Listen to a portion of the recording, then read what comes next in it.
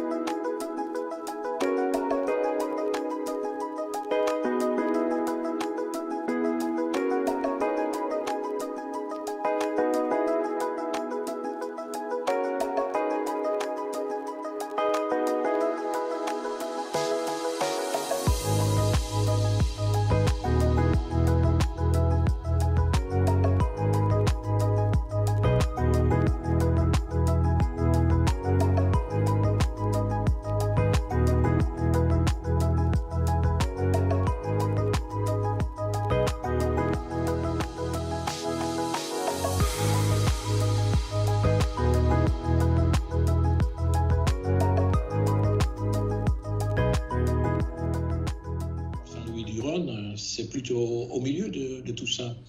Donc pour nous, c'est un endroit, je pense, idéal. Il y a toutes les conditions réunies, je pense, pour nous d'en faire un succès.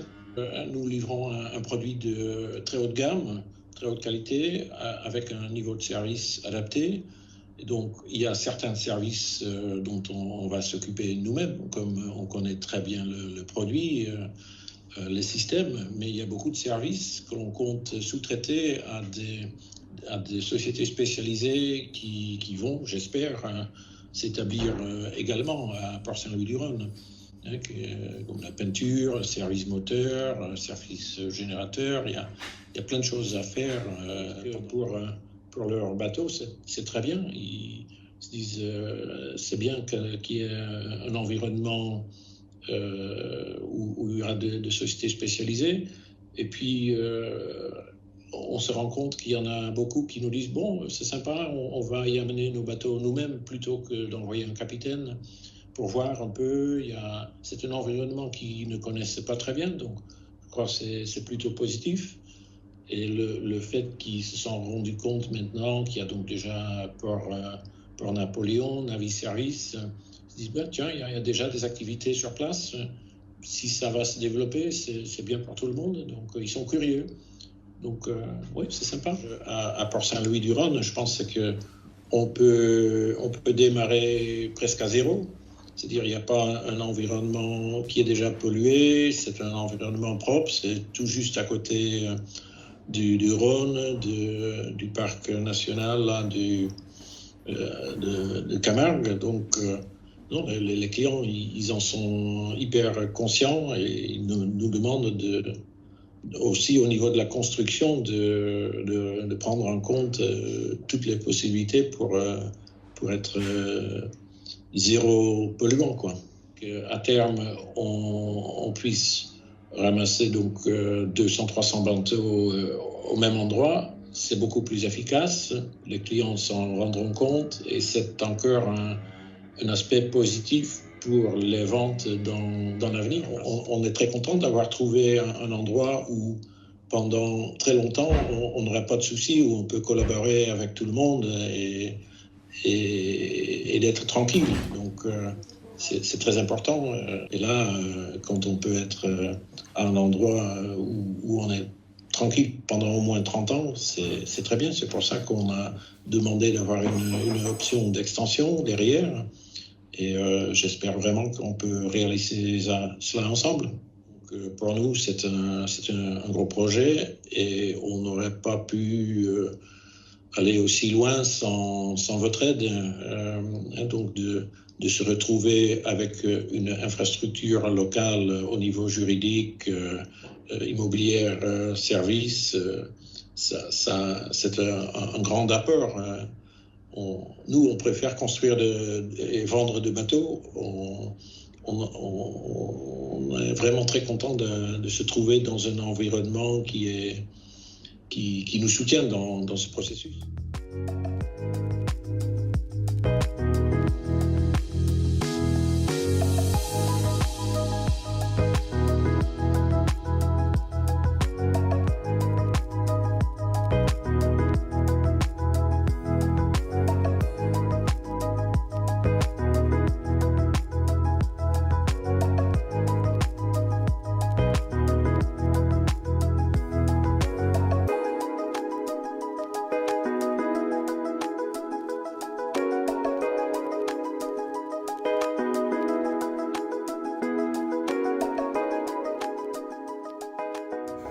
C'est fait surtout parce que les terrains qui étaient anciennement au GPMM ont été rétrocédés à la ville, et donc quand j'ai su qu'ils avaient été rétrocédés à la ville et que le pôle nautisme les commercialisait, donc ça a déclenché la mise en route du projet. C'est très bien pour nous qu'il y ait un écosystème autour basé sur le nautisme. Oui, j'ai été très aidé par le pôle nautisme, toutes les équipes du pôle nautisme, M. Picot bien sûr. Et oui, ça a facilité l'implantation, oui, évidemment. Oui. Je pense qu'on est un peu précurseur dans la zone parce qu'il n'y a pas grand chose encore autour, mais je pense que ça va bien se développer et dans quelques années, je pense que ça sera un autre visage. En fait, il y a des synergies entre les acteurs de la zone. Pour Napoléon et Service, on travaille avec eux, ils nous envoient des clients, nous, quand les bateaux trop gros, on les envoie chez eux. Enfin, avec Fudelec aussi, enfin, tous les acteurs présents déjà sur la zone, et c'est pour ça que j'ai plusieurs acteurs, mieux ce sera pour nous. Enfin, si c'est des chantiers internationaux, ça fait une belle vitrine, c'est quand mieux, bien sûr. Ils sont clients.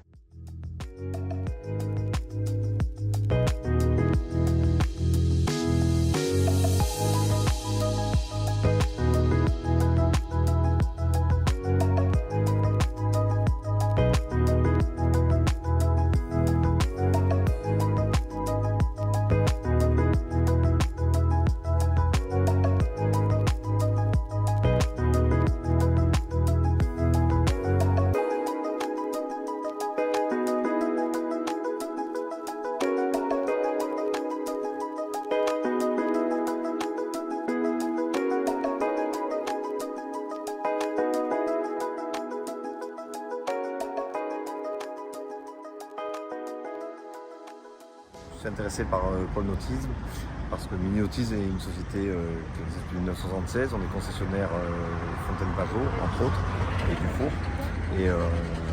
Et c'est une belle base d'implantation pour les catamarans, où il y a de la place, où il y a des professionnels, où il y a une base technique, et ça correspond à ce qu'on recherche. Oui, c'est très important, d'autant plus qu'on a une démarche actuellement de bateaux verts. Et là, vous nous proposez tous les corps de métier qui nous intéressent. C'est Mini Nautisme, on a des bases à Ajaccio, à Hyères, à Bandol et à Marseille bien évidemment. Et se développer du côté de Port-Saint-Louis-du-Rhône, c'est quelque chose qu'on cherche à faire depuis quelques années. S'il n'y avait pas eu de foncier, s'il n'y avait pas eu de place, s'il n'y avait pas eu toute cette infrastructure qu'on nous propose, je ne serais pas né. Oui, lorsque j'ai rencontré la métropole, j'ai senti vraiment une volonté de créer ce projet et ils m'ont facilité, ils m'ont donné accès à tous les services possibles pour pouvoir m'implanter là-bas.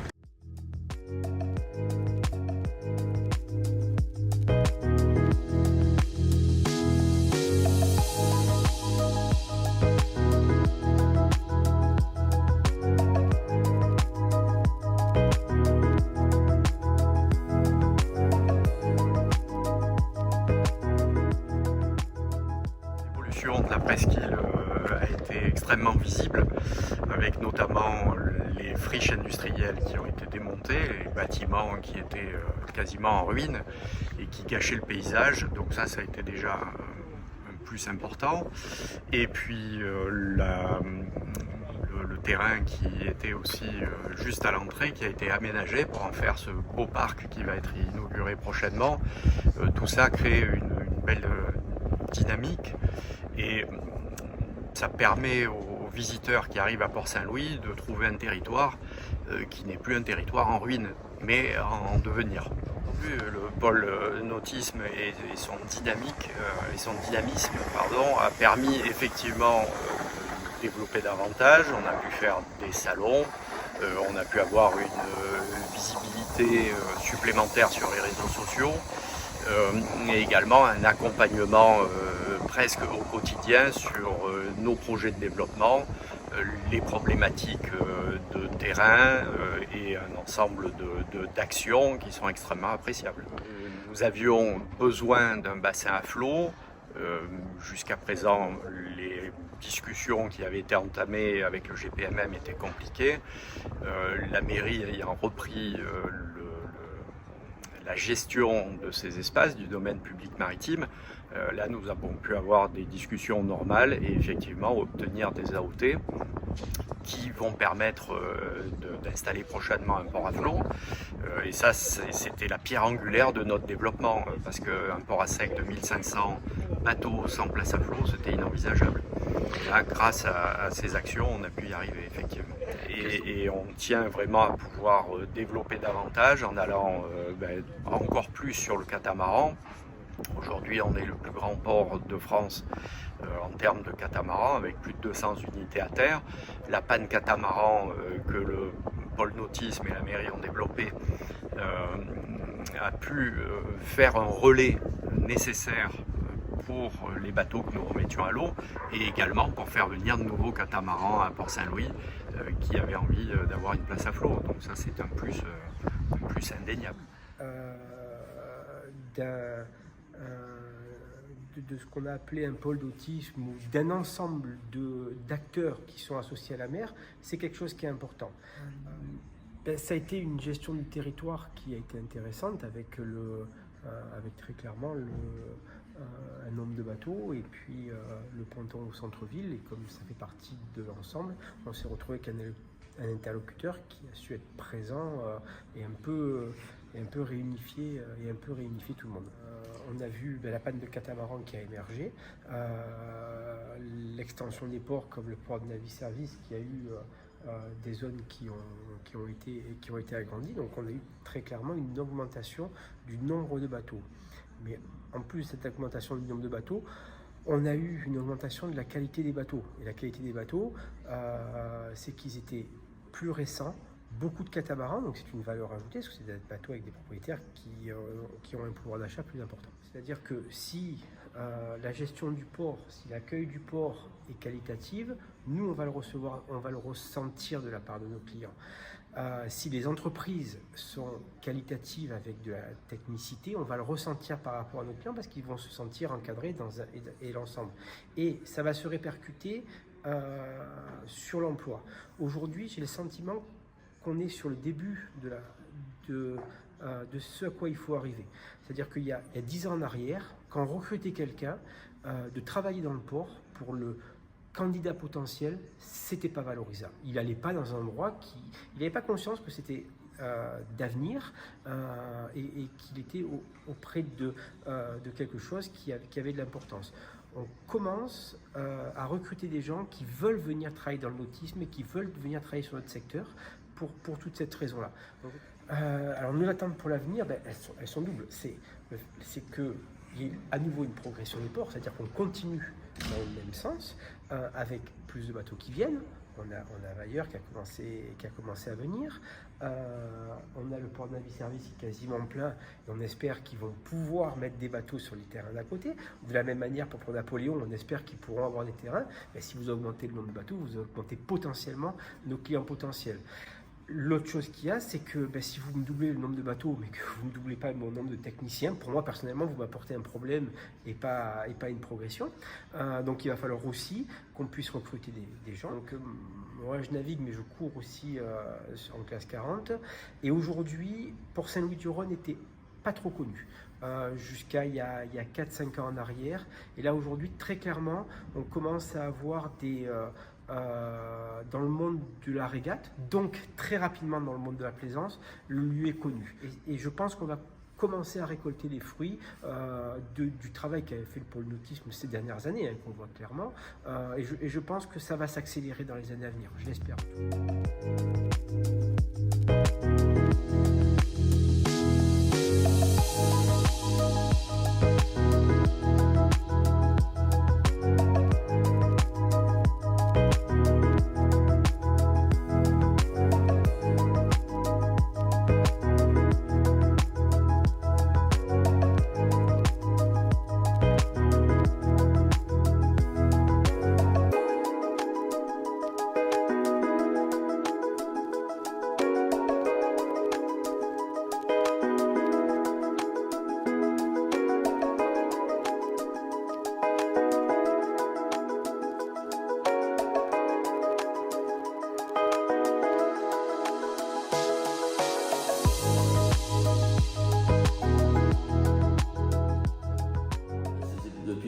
Années, donc nous sommes sur Port Saint-Louis-du-Rhône et on voit que cette zone, toute la presqu'île Mazet donc se développe. Et on a entrepris donc de faire un projet donc de hangar afin de mettre nos conserves donc dans ce hangar à la place de faire 2 km, etc. Un apport, oui, important. Bon, on va dire qu'il y a eu un apport. Ce qui nous a permis donc d'être au milieu donc de ces métiers, etc. Donc voilà.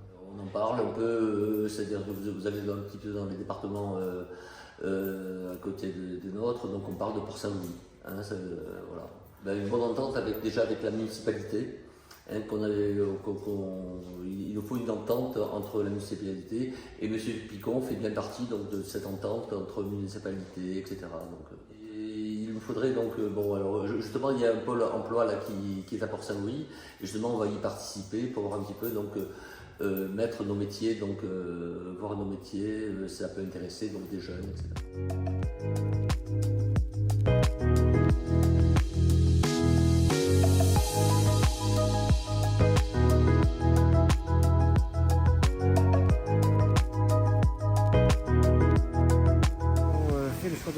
De rejoindre Port Saint-Louis-du-Rhône parce que c'est quand même un site très privilégié. Il devient très difficile de trouver des terrains au bord de la mer où on peut avoir une activité. Et nous, en tant qu'entreprise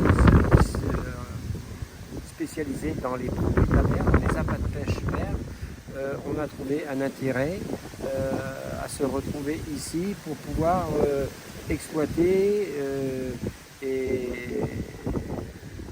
d'exploiter nos produits dans ce site-là. Ça nous offre beaucoup de perspectives d'avenir. Mais on est sur la bonne place, on a les bons intermédiaires, tous les bons intervenants, et je pense que ça ne peut être que favorable. Oui, c'est un plus aussi. Pourquoi ? Parce qu'il y a toutes des activités qui sont quand même liées à la mer, et de se retrouver autour de toutes ces activités, pour moi, c'est qu'un plus.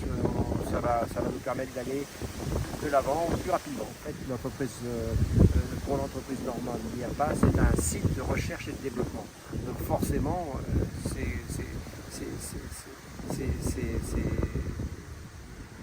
d'aller dans le futur. Et le futur, c'est peut-être d'élever nos propres produits plutôt que de les acheter au bout du monde. C'est de produire nos propres produits.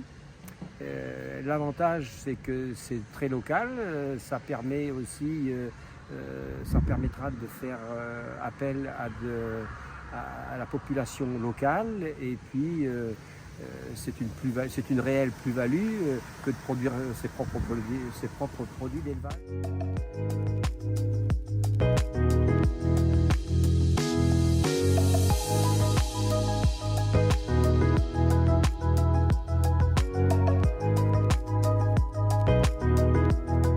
Depuis 4 ans, on a vu une belle évolution dans le sens où le port de Port-Saint-Louis, à l'heure actuelle, au quai de la Suisse, c'était un quai qui commençait à devenir vieux et un peu délabré. Là maintenant, à l'heure actuelle, la capitainerie, le pôle nautisme, nous ont fait des locaux à la nouvelle Dars, à côté de la Dars 7, où on peut voir le site quasiment achevé. Donc là, nous serons tous les pêcheurs du canal Saint-Antoine, non pas Saint-Antoine, le canal central. Nous allons venir là au nouveau quai de débarquement de pêche. Déjà, je pense niveau rendement, on va dire mieux loti. On aura un peu plus de place et notre matériel sera en sécurité. On aura un site tout neuf qui pourra nous permettre de travailler dans de meilleures conditions. Donc, et peut-être par la suite voir si on peut attirer du monde avec la vente aux poissons ou la dégustation de coquillages et de poissons, quoi. Et comme on peut dire, la plaisance, c'est qu'au plus on fera venir de touristes, au plus on pourra faire travailler les gens dans notre ville. Comme on peut dire, si un jour dans la vie on veut évoluer, il ne faut pas regarder que le bout de son nez, il faut regarder un peu loin devant. Là, je pense que la mairie à l'heure actuelle et le pôle nautisme ont vu, je pense, on va dire loin devant. Parti comme c'est parti, ça prend une belle ampleur et j'espère va nous faire travailler davantage. Quand j'ai commencé à pêcher, ça fait maintenant 7 ans que je suis patron pêcheur, on va dire de quand j'ai commencé à pêcher à maintenant, on sent déjà l'évolution. Ça sera, je pense, que du mieux dans l'avenir.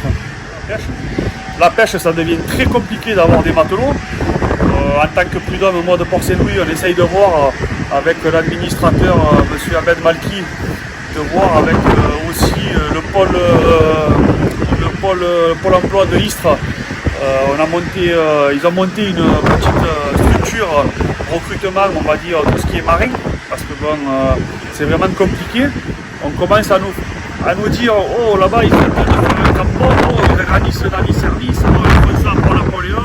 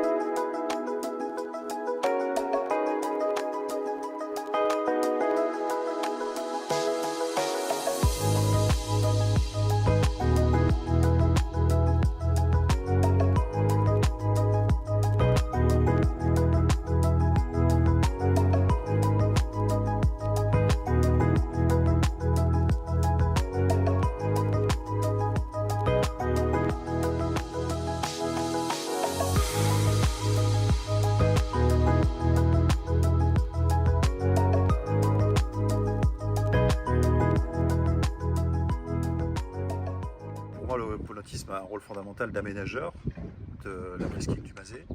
être facilitateur dans toute l'économie bleue qui gravite, dont on fait partie, nautisme, pêche, conchyliculture, etc. L'apport du pôle nautisme a été très important à tous les niveaux. Ça nous a permis d'avoir une relation directe, franche avec les autorités, notamment municipales, mais aussi ce rôle de facilitateur auprès d'autres interlocuteurs, comme la CCI par exemple, pour certains dossiers en cours. Je salue également l'arrivée de nouveaux intervenants sur la zone, qu'ils soient clients de Port Napoléon ou qu'ils soient partenaires ou même simplement qu'ils fassent la même activité que nous, ou des activités concomitantes. Donc l'impact du pôle nautisme est déjà très marqué au cours des 4 à 5 dernières années que j'ai pu venir ici. Je pense qu'au-delà du groupe Oradoc, c'est la visibilité de Port-Saint-Louis-du-Rhône en général dans le monde du nautisme. Je parle principalement du nautisme parce que c'est mon secteur d'activité et on voit bien que Port-Saint-Louis-du-Rhône devient la place sur laquelle il faut être pour l'activité nautique. On voit des clients étrangers comme Vageriot par exemple, qui sont des acteurs mondiaux et qui choisissent Port-Saint-Louis-du-Rhône parce qu'il y a déjà des acteurs importants sur place, comme Port Napoléon, on a eu service, et parce que le pôle nautisme joue son rôle de facilitateur et d'aménageur de la plateforme. À Port Napoléon, on a une quinzaine d'entreprises sur site qui ont recruté et qui ont toujours des difficultés de recrutement d'ailleurs, je le souligne, mais qui ont fortement recruté dans les 5 dernières années. Nous-mêmes sommes en phase d'expansion, ainsi que tous les acteurs.